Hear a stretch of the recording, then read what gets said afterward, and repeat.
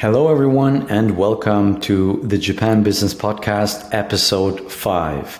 Last time we talked about Japanese business culture, and today we're going to talk about market research. So we're going to talk about facts and figures and how to better understand the Japanese market for your product or niche. So let's dive right in. I'm going to separate it into 3 segments again, and the first segment is going to be about the foundation of market research. The second segment will be tools and strategies for effective research, and the third one will be analyzing market trends and consumer behavior. Now, before we get into the details of market research, let us first define what market research is and why it's important. So I did a quick Google search, and the first thing that came up were 3 things. So market research is defined as the gathering and evaluation of data regarding consumers' preferences for products and services. That's pretty obvious. Then the second point was that it's the systematic collection and evaluation of data regarding customers' preferences for actual and potential products and services. And the last point was it is research that gathers and analyzes information about the moving of goods or services from producer to consumer. Identifying what the key components of a comprehensive market research are, or a research plan are, is, I think, even more important. So first of all, you have to understand, why are you doing market research? Which question are you trying to answer? Is it, who are my competitors? Or is it, can I sell this product on market ABC, in our case, Japan? Then the research strategy, to develop a strategic plan detailing the steps that need to be taken during the research process, from data collection to analysis. And then last but not least, what are the resources that you're going to use to basically identify those points and find out what the answer to your question is. And there are many different offers or many different market agencies out there or market analysis, market research agencies out there that help you with just that. The first one that I just wanted to pull up here is called Japan Consuming. And they have a monthly report that is generally on the retail market in Japan, on Japanese retail and consumer markets for brands, retailers, and investors. So this is a pretty good starting point if you want to get a better understanding on the Japanese retail market. There are many others like Carter JMRN, Cadence International, and Yuzu Kyodai. You can do your own research and find the ones that most resonate with you. I've gone with Japan Consuming because I have experience with them in the past, and I found them to be pretty informative. Just to understand, this is just a market report. If you want some more hands-on support, then the other 3 that I mentioned are certainly more helpful.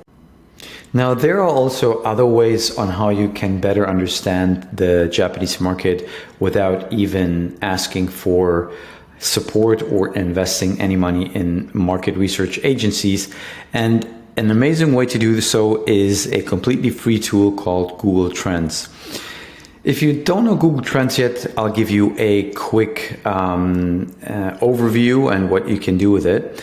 So let's assume we're a manufacturer of stationery, pens and pencils, and we want to decide with which product we want to start in Japan.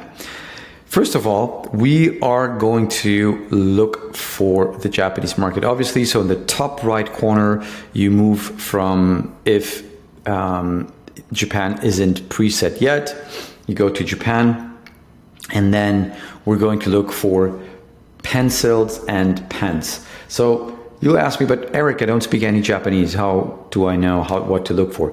Well, you can use an English search term. That is an option. So let's put in pen, it's translation, and then see there are some results of that. But what I would recommend doing is to go to Google Translate and actually look for the Japanese term, copy it, and then go back to Google Trends, paste the Japanese term that you found, and then you will find a graph that is showing here what the interest over time is. Now this is just over the past day, so I would adjust this for the maximum time horizon available. That's from 2004 to present. You can go to the category, but I think here they don't have stationery, but you can go to hobby, I think. Hobby. I think they had something like this. Let me just look through it real quick. My apologies. No, it wasn't here. I thought it was here, but it was hobbies and leisure. There you go. They went to arts and entertainment, hobbies, and there you go. Okay, and then a web search, and then you can see here what the interest was. And since there hasn't been a significant change over the past 5 years, you can reduce that to the past 5 years and see what the interest over time was. Now you can also add another product. So we've said we are a stationery manufacturer and we want to look for pens and pencils.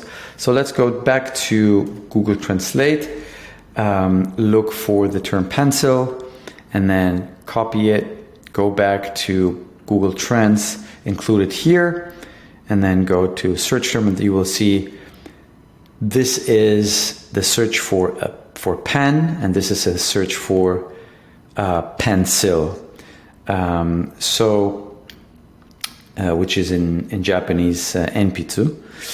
And then you can decide, you can already see, okay, the search term for pen is higher than for pencil. So it looks like there is more demand for pens than for pencil. You can, if you scroll down, you can see it here, how it's compared by subregions, which ones are searched, which search terms appear more often. It's pretty equal in all the prefectures. And then what is interesting for you to maybe narrow down your keywords whenever you do some marketing in Japan, be it SEO or some optimization of your post on online platforms, you can go to the related queries and find out what the related searches or queries were on Google in Japanese. So this is also very valuable to better understand if people looked for pen, what else were they looking for, or what was related to that search. So this is very helpful. Then I briefly touched on this in one of the prior episodes, where you can go to Amazon Japan, so amazon.co.jp, and go to the bestsellers page. And here you can go down to look for pens as well. And let's go, for example, to supplies, prime. Let's look what you're looking for. Devices, jewelry, computers, food, beverage, health, hobbies. That should be in hobbies. Model, hobby building, robots, trading cards. Not really. Let's go back where we look for stationery. And this is here in office products. Then finally I found this after pausing the video for a moment. then here in office supplies, writing and correction supplies, and then in pens and refills. There you go. So we found it. So here you will see what the best sellers in pens and refills are on Amazon Japan, which can also be very valuable. And understand here this one goes up to the I guess top 100. So you have the top 100 products on Amazon to better understand what you can do in regards to introducing your product to the Japanese market. So this is one way of how to use digital tools for market analysis. Of course, there are other tools like incorporating traditional research methods like surveys, interviews, and focus groups, and any of the market research agencies that I showed earlier should be able to help you with that. But I think what first and foremost is important after doing some initial market research is to analyze the market trends and the consumer behavior. So first of all, you need to understand the Japanese consumers. So Japanese consumers usually look for a more premium brand, but only, or let's say if it is a cheap brand, they look more for quality. So they want to avoid, they have a high risk aversion, and they want to avoid to buy a cheap product that does not work or does not fulfill the promise that it makes or what it's supposed to do. So they're more risk averse than US or European consumers. And it's important that you understand your ideal client avatar or client persona before moving on with your market decision in regards to market entry. So understanding that your consumer is very important, and then also interpreting market trends and predicting future developments in your niche. Just to give you a couple, we talked about pens right now a lot, but in general, anything that has to do with digital transformation, sustainability, SDGs, sustainable development goals, and then aging population. I mentioned this in episode 2 of the podcast. E-commerce growth or innovations in robotics and AI is something that is a trend in Japan. And if you like a product or service falls under any of those categories, you should have a pretty good chance of getting attention to work with business partners, find the right business partners, or get attention from clients. Now, what I would like to encourage you is to invest time and resources in market research. The reason being, I just want to give you an example of what we did for a prior client. We looked into who else is on the market and really compared the prices on Amazon, Yahoo, Rakuten, and in retail as well. And then we also looked for customer comments and to better understand where our client's product was lacking or had advantages compared to the competition on the market. So things like this are substantial for a successful market entry, to really understand from which angle you are going to need to target the Japanese consumer. Because if you just do a copy and paste of what you've already been doing in your local market, more likely than not, you will fail with your market entry and you will not be successful, or not as successful as you expect to. So again, take the time, use the resources to do some thorough market research, and you will have a lot better starting point to tackle the obstacles and to enter the Japanese market than if you didn't.